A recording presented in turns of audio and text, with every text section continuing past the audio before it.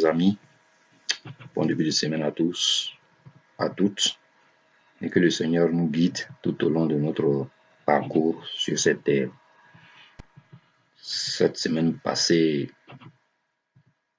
en Côte d'Ivoire, s'est passé un événement sur lequel j'ai décidé de parler. Il s'agit de l'arrestation de Sam l'Africain. Il a tenu un meeting au cours duquel il est censé avoir prononcé des phrases qui sont passibles de poursuites judiciaires.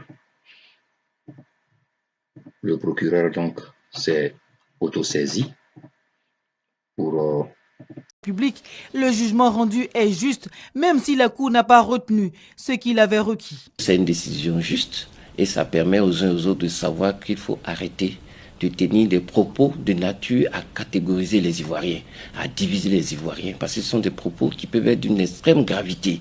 L'effet peut être immédiat comme lointain. Le tout, c'est d'amener les Ivoiriens à vivre en paix et à éviter, même malgré l'émotion qui peut être passagère, à éviter de réveiller les vieux démons. Reconnu coupable des faits reprochés au tribunal, que les faits n'étaient pas établis. Le discours dont on l'accuse a été tenu dans un contexte politique, au cours d'un meeting politique. Condamner un homme politique, ça n'est pas reconnaître les droits de la liberté.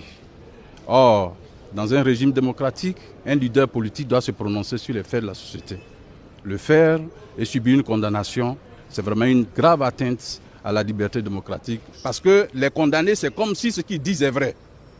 Voilà, et s'ils disent que c'est vrai, en ce moment-là, il faut changer les choses. Mais ce n'est pas les condamnés qui vont faire que les choses vont changer. Et dans le cas précis de Sam l'Africain, ce qu'on lui reproche plutôt, c'est le fait qu'il ait dénoncé les nominations à des postes précis. Mais entre nous, est-ce que ce qu'il a dit, c'est faux? C'est un constat. Tout le monde le dit à travers le monde entier. Le président même s'est prononcé là-dessus. Alors pourquoi on n'a pas condamné le président lorsqu'il parlait de rattrapage ethnique? C'est lui qui fait la nomination. La Côte d'Ivoire, c'est 322 000 km², c'est plus de 60 ethnies.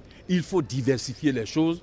Il faut que tout le monde aille à la réconciliation. Il faut donner la chance aussi aux autres. Voilà le discours et la teneur des propos de M. Sam l'Africain. On devait lui accorder le sursis, mais condamner une personne à 6 mois d'emprisonnement ferme pour avoir tenu des discours.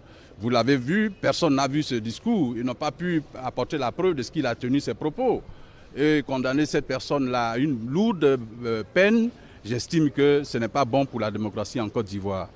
Ça donne l'impression que dans ce pays, les gens ne doivent pas s'exprimer. Et ça, ce n'est pas bon pour un régime démocratique. Dès que je sors de cette audience, je fais appel immédiatement parce que j'estime que cette condamnation ne doit pas durer plus longtemps. M. Sam l'Africain, c'est une opinion qu'il a émise. Mais je veux parler sur le sujet de Sam l'Africain. Je vais commencer sur ça. Moi, j'ai vu ici, tranquillement, dans mon coin, posé à la tranquillou, j'ai vu ici des déchaînements de haine sur Sam l'Africain. Parce que Sam l'Africain aurait dit qu'Alassane Dramane Ouattara n'est pas ivoirien. Mais je ne comprends pas. En réalité, c'est quoi le problème? Nous tous, là, nous savons tous qu'Alassane n'est pas un ivoirien. Même sa propre femme, là, avec qui il dort tous les jours, là, elle sait qu'il n'est pas ivoirien. Même sa propre femme, là, qui est blanche, là, elle est plus ivoirienne que lui. Voilà. Elle est plus ivoirienne que lui. Elle était dans le pays avant lui. C'est quoi le problème? Mais, vous savez, je ne suis pas venu pour essayer d'attiser la haine. Mais je vous le dis, je vous salue quand même, vous les broados.